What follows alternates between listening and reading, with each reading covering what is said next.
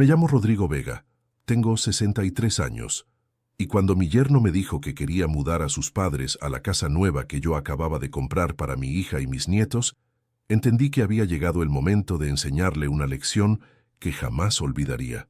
Lo que él no sabía es que durante 30 años trabajando como investigador privado, había aprendido a preparar sorpresas que cambian vidas para siempre. Imagínate la escena. Era un viernes por la noche. Estábamos cenando en mi casa para celebrar que finalmente había encontrado la casa perfecta para mi hija Lucía y mis dos nietos, Mateo de 14 años y Fernanda de 11 años. Una casa hermosa de 4 dormitorios en el mejor barrio de la ciudad, que había comprado en efectivo después de vender mi negocio de investigaciones. Lucía estaba feliz. Los chicos no cabían de emoción planeando cómo iban a decorar sus nuevos cuartos, y yo me sentía orgulloso de poder darle a mi familia la casa de sus sueños. Había trabajado como un animal durante 30 años para llegar a ese momento, pero mi yerno Nicolás, que hasta ese momento había estado callado, de repente carraspeó y dijo algo que me heló la sangre. «Rodrigo, quería hablar contigo sobre algo importante. Como la casa tiene 4 dormitorios y ustedes solo necesitan 3, pensé que sería perfecto para que mis padres se muden también. Ellos están teniendo problemas económicos y necesitan un lugar donde vivir». Me quedé con el tenedor a medio camino hacia la boca. «Disculpa, Nicolás, ¿dijiste que querés mudar a tus padres a la casa que yo compré para mi hija?» «Sí, es perfecto. La casa es grande, tiene lugar para todos, y así mis padres estarían cerca para ayudar con los chicos. Es una situación que nos conviene a todos». «¿Nos conviene a todos?», le pregunté tratando de mantener la calma. «¿A vos te parece que a mí me conviene mantener a tus padres en una casa que pagué yo?» Lucía inmediatamente saltó en defensa de su marido. «Papá, no es mantenerlos, es ayudarlos temporalmente. Los padres de Nicolás son buena gente, vos los conocés». «Los conozco, sí, y sé que hace 5 años que están temporalmente sin trabajo.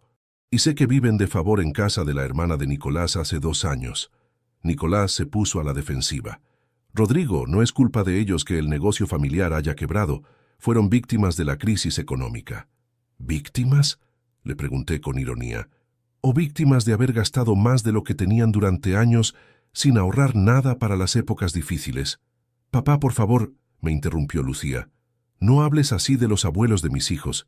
Lucía, yo compré esa casa para vos y para mis nietos, no para que se convirtiera en un hogar de ancianos donde yo mantenga a la familia política». Nicolás se paró de la mesa.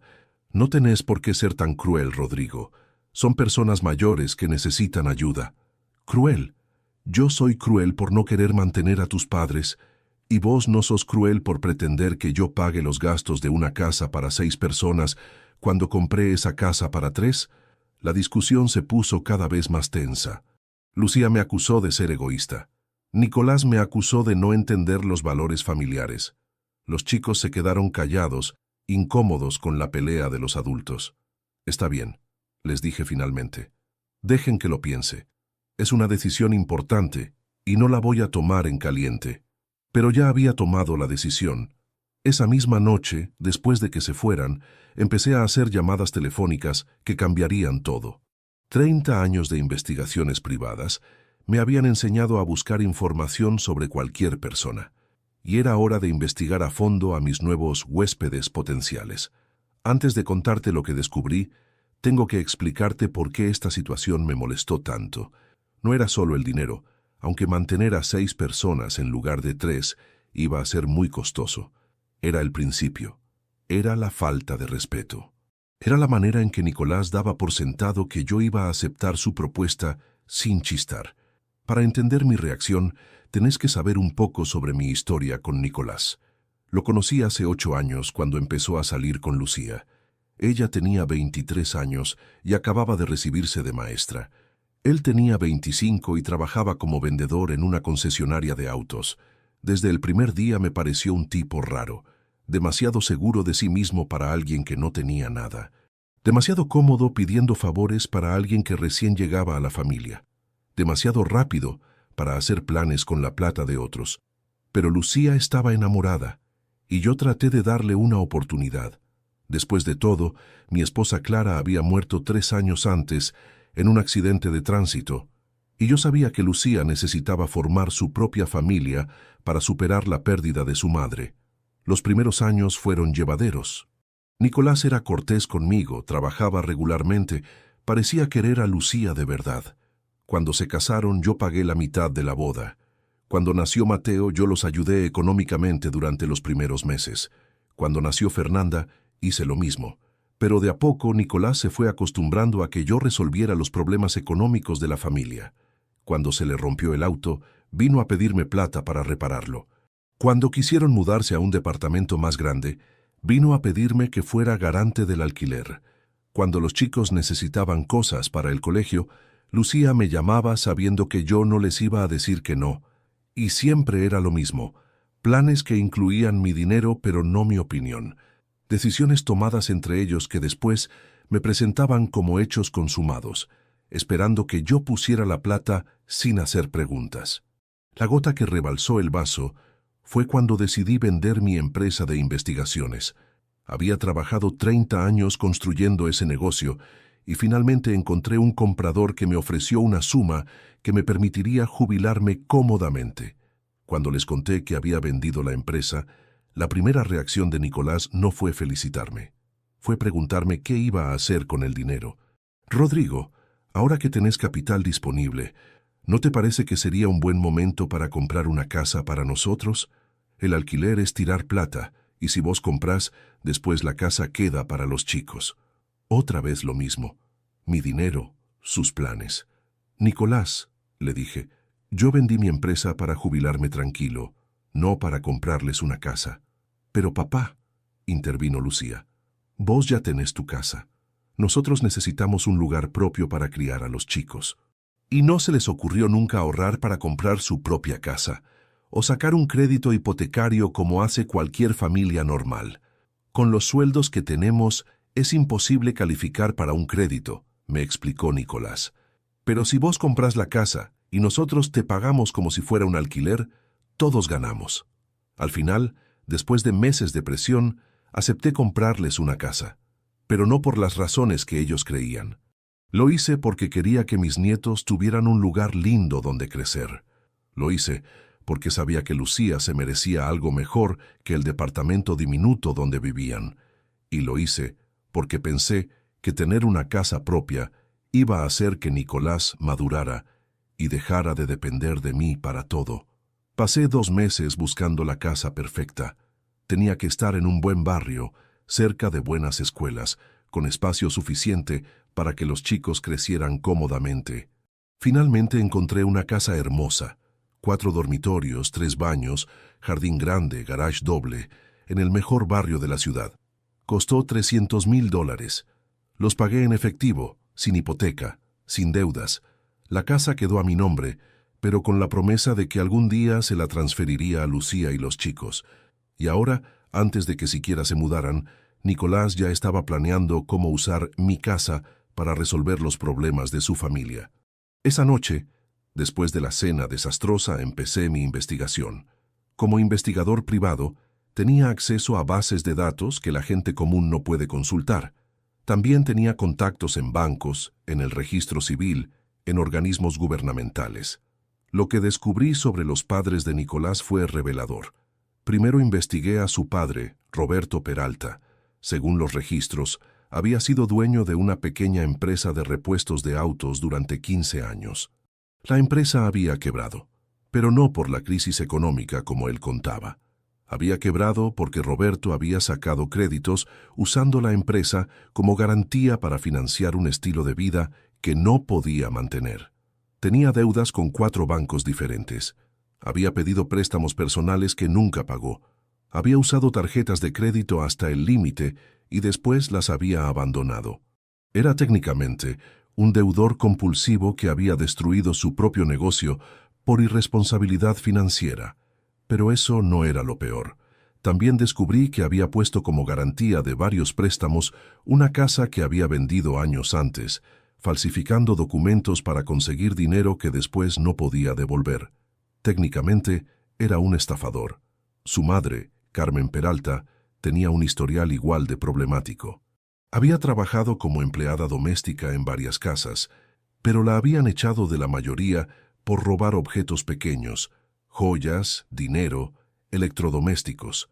Nunca había sido denunciada formalmente porque las familias preferían echarla sin escándalo, pero su reputación en el círculo de empleadas domésticas era terrible. También descubrí que había intentado estafar a una anciana para la que trabajaba, tratando de convencerla de que le dejara la casa en herencia a cambio de cuidarla. La anciana se había dado cuenta a tiempo y la había echado, pero Carmen había llegado muy cerca de conseguir lo que quería. En resumen, los padres de Nicolás no eran víctimas de la crisis económica. Eran dos estafadores de poca monta que habían vivido engañando a otros durante años y que ahora necesitaban una nueva víctima, y mi yerno quería que esa víctima fuera yo. Pero yo no era una víctima fácil. Era un investigador privado con 30 años de experiencia, desenmascarando mentirosos y estafadores, y tenía un plan para darles una lección que jamás olvidarían. El lunes siguiente llamé a Nicolás. Nicolás, estuve pensando en tu propuesta sobre tus padres. Me parece que tenés razón. La casa es grande, hay lugar para todos, y la familia debe ayudarse en los momentos difíciles. Se quedó callado durante un momento, sorprendido por mi cambio de actitud. ¿En serio, Rodrigo, estás de acuerdo? Completamente. De hecho, quiero conocer mejor a tus padres antes de que se muden. ¿Por qué no los invitas a cenar el viernes? Así charlamos sobre cómo va a ser la convivencia. Perfecto. Ellos van a estar felices. Te aseguro que son personas maravillosas. Estoy seguro de que sí. Durante esa semana, terminé de preparar mi sorpresa. Contraté a un amigo investigador para que recopilara toda la información posible sobre los Peralta. Pedí copias certificadas de todos los juicios que tenían pendientes. Conseguí testimonios de personas que habían sido estafadas por ellos. Armé un expediente completo de su historial delictivo. También contraté a un abogado especializado en derecho penal para que revisara toda la información y me dijera exactamente qué delitos habían cometido y cuáles eran las penas que les correspondían. Y finalmente, preparé una presentación audiovisual con toda la información, como las que solía hacer para mis clientes cuando les entregaba los resultados de una investigación. El viernes llegó la gran noche. Roberto y Carmen Peralta llegaron a mi casa vestidos como para una ocasión especial. Eran dos personas de unos 60 años, bien cuidadas, que sabían cómo dar una buena primera impresión. «Rodrigo», me dijo Roberto estrechándome la mano, «no sabes lo agradecidos que estamos por tu generosidad. No cualquiera abriría su casa a gente que recién conoce». «Es verdad», agregó Carmen. «Nicolás nos contó que sos una persona de gran corazón. Se nota que criaste muy bien a Lucía». Durante la cena fueron encantadores. Roberto me contó la historia oficial de su quiebra, la crisis económica, la falta de clientes, los impuestos altos, todos los factores externos que habían destruido su negocio. Carmen me habló de lo difícil que era conseguir trabajo a su edad, de lo caros que estaban los alquileres, de lo mucho que extrañaban tener una casa propia. Lucía y Nicolás estaban felices viendo que nos llevábamos bien. Los chicos habían hecho buena onda con sus nuevos abuelos. Todo parecía perfecto. Después de la cena, cuando estábamos tomando café en el living, decidí que había llegado el momento de mi presentación. «Roberto, Carmen», les dije, «antes de que tomemos la decisión definitiva sobre la mudanza, me gustaría mostrarles algo. Como investigador privado tengo la costumbre de verificar la información que me dan. Espero que no se ofendan». Roberto y Carmen se miraron entre ellos, un poco nerviosos. «Por supuesto, Rodrigo», dijo Roberto. «Es comprensible que quieras conocer un poco más sobre nosotros». Conecté mi laptop al televisor y empecé la presentación. «Primera diapositiva», dije con voz profesional. «Roberto Peralta, estafas documentadas entre 2010 y 2018». En la pantalla aparecieron copias de documentos bancarios, contratos falsificados, denuncias de acreedores. Roberto se puso pálido. Segunda diapositiva. Carmen Peralta. Robos denunciados y no denunciados entre 2005 y 2020. Aparecieron fotos de objetos robados, testimonios de ex empleadores, comprobantes de pagos que habían hecho las familias para evitar denuncias. Tercera diapositiva. Deudas actuales de la familia Peralta. La pantalla se llenó de números rojos, bancos, financieras, prestamistas, tarjetas de crédito. Una montaña de deudas que totalizaba más de 200,000 pesos. Cuarta diapositiva. Juicios en curso contra Roberto y Carmen Peralta. Documentos judiciales, citaciones, órdenes de embargo. Habían logrado evitar la cárcel hasta ahora, pero tenían la justicia respirándoles en la nuca. El silencio en el living era sepulcral. Lucía miraba a Nicolás con cara de no entender nada. Nicolás miraba a sus padres con cara de pánico.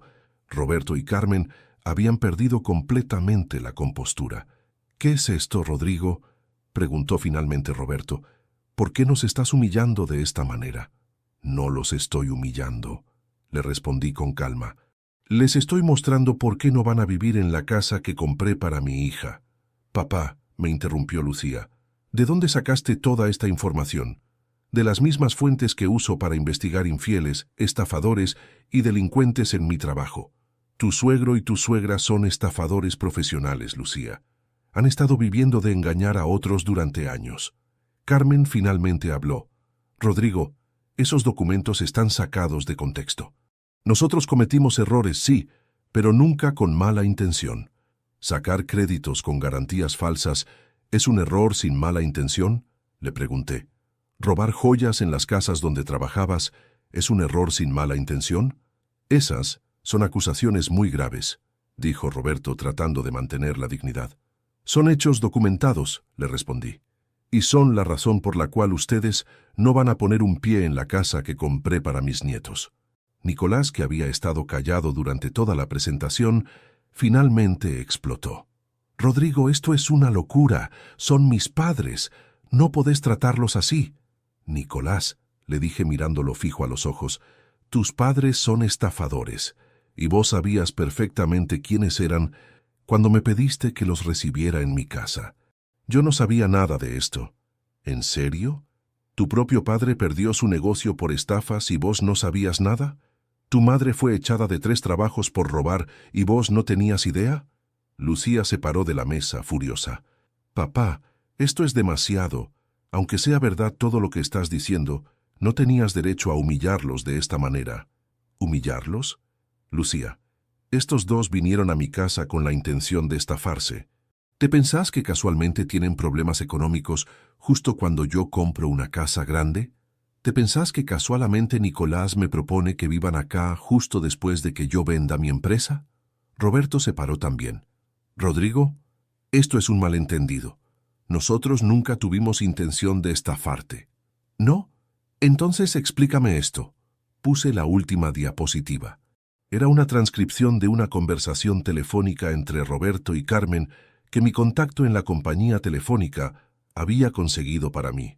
«Roberto, el viejo es perfecto, tiene plata, vive solo y está desesperado por ayudar a su hija». Carmen: «Y lo mejor es que Nicolás ya lo tiene ablandado, le compró la casa sin chistar». Roberto: «Una vez que estemos viviendo ahí va a ser muy difícil que nos eche. Y si se pone problemático, siempre podemos usar a los chicos como excusa». Carmen: «Es exactamente lo mismo que hicimos con la hermana de Nicolás, solo que esta vez el target tiene mucha más plata». El silencio que siguió a la lectura de esa transcripción fue absoluto. Roberto y Carmen habían perdido completamente la máscara. Nicolás se había puesto verde. Lucía los miraba como si los viera por primera vez en su vida. «Ahora», les dije, «quiero que escuchen atentamente lo que va a pasar a partir de este momento». Me paré y adopté el tono profesional que usaba cuando entregaba mis informes finales a los clientes. «Primero, Roberto y Carmen Peralta van a salir de mi casa inmediatamente y no van a volver nunca más. Segundo, Nicolás va a elegir entre su familia de estafadores y la familia que formó con mi hija. Si elige a sus padres, se puede ir con ellos y no volver más. Tercero, la casa que compré para Lucía y mis nietos va a ser transferida a un fideicomiso que garantice que solamente ellos puedan vivir ahí. Ningún familiar político va a poder mudarse jamás. Cuarto, Si alguno de ustedes tres intenta acercarse a mis nietos sin mi autorización, voy a presentar todas estas pruebas en la justicia y se van a podrir en la cárcel. Roberto trató de protestar. Rodrigo, esto es una exageración. Nosotros somos gente honesta, que pasó por momentos difíciles. Ustedes son estafadores que eligieron mal a su víctima, le respondí. La diferencia entre ustedes y yo es que yo sé reconocer a un estafador desde el primer día, y ustedes pensaron que era un viejo tonto con plata. Carmen empezó a llorar, pero eran lágrimas de actuación. Rodrigo, por favor, pensá en los nietos, ellos nos quieren. Los nietos van a estar perfectamente sin abuelos estafadores en sus vidas. De hecho, van a estar mejor. Lucía finalmente habló. Papá, aunque tengas razón sobre ellos, no podés obligar a Nicolás a elegir entre su familia y nosotros. No lo estoy obligando a nada, Lucía. Le estoy dando información para que tome una decisión informada. Ahora sabe exactamente quiénes son sus padres. Si quiere seguir defendiéndolos después de ver todas las pruebas, esa es su decisión. Nicolás había estado callado durante todo mi ultimátum, pero ahora se acercó a mí. Rodrigo, entiendo que estés enojado. Entiendo que la información que encontraste es comprometedora, pero son mis padres. No puedo abandonarlos. Nicolás, le dije, durante 8 años te ayudé económicamente cada vez que tuviste problemas. Te pagué reparaciones del auto, te avalé alquileres, te compré una casa, y tu manera de agradecerme fue traer a tu familia de estafadores para que me roben. Yo no sabía que ellos habían hecho esas cosas, pero sabías que siempre tenían problemas de plata. Sabías que no podían mantenerse solos. Sabías que iban a ser una carga económica para mí. Y aún así me los quisiste meter en casa. Pensé que vos podías ayudarlos. ¿Con mi plata? ¿Sin consultarme? ¿Después de todo lo que ya hice por ustedes? Nicolás se quedó callado porque sabía que tenía razón. Toma tu decisión, le dije. Te doy 5 minutos. Esos 5 minutos fueron los más tensos de mi vida. Roberto y Carmen habían salido al jardín a hablar en voz baja, probablemente planeando su próximo movimiento.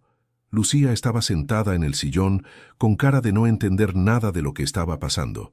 Los chicos se habían ido a su cuarto, asustados por la tensión. Finalmente, Nicolás volvió del jardín donde había estado hablando con sus padres.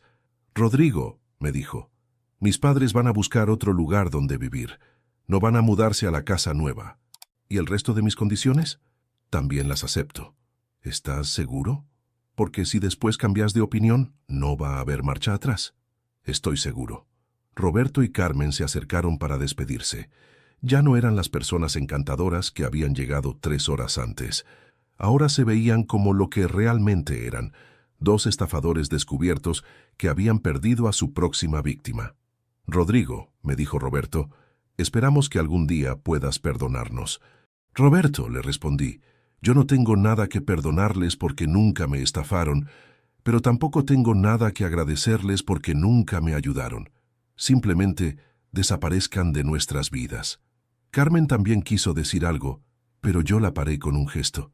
«Carmen, ahórrate el discurso. Ya sé lo que me vas a decir, que son buenas personas que cometieron errores, que merecen una segunda oportunidad, que los nietos los van a extrañar. Pero vos y yo sabemos que eso es mentira. Ustedes vinieron acá a estafarme, y lo único que lamentan es no haber tenido éxito. Se fueron esa misma noche. Nicolás los llevó hasta la casa de la hermana, donde se habían estado quedando antes de planear la mudanza a mi casa. Cuando volvió, Lucía y él se quedaron charlando conmigo hasta muy tarde. «Papá», me dijo Lucía, «sé que hiciste lo correcto, pero me duele que hayas tenido que llegar a estos extremos». «A mí también me duele, Lucía, pero era la única manera de protegernos de 2 personas que vinieron a nuestra casa con muy malas intenciones». «¿En serio pensás que nos querían estafar?» «Lucía, yo he investigado a cientos de estafadores durante mi carrera. Roberto y Carmen tienen el perfil perfecto. Buscan víctimas mayores con dinero, se acercan a través de familiares, se instalan como huéspedes temporarios y después es muy difícil sacarlos». Nicolás también habló. «Rodrigo, te pido perdón por haberte puesto en esta situación. Yo realmente no sabía todo lo que me mostraste esta noche».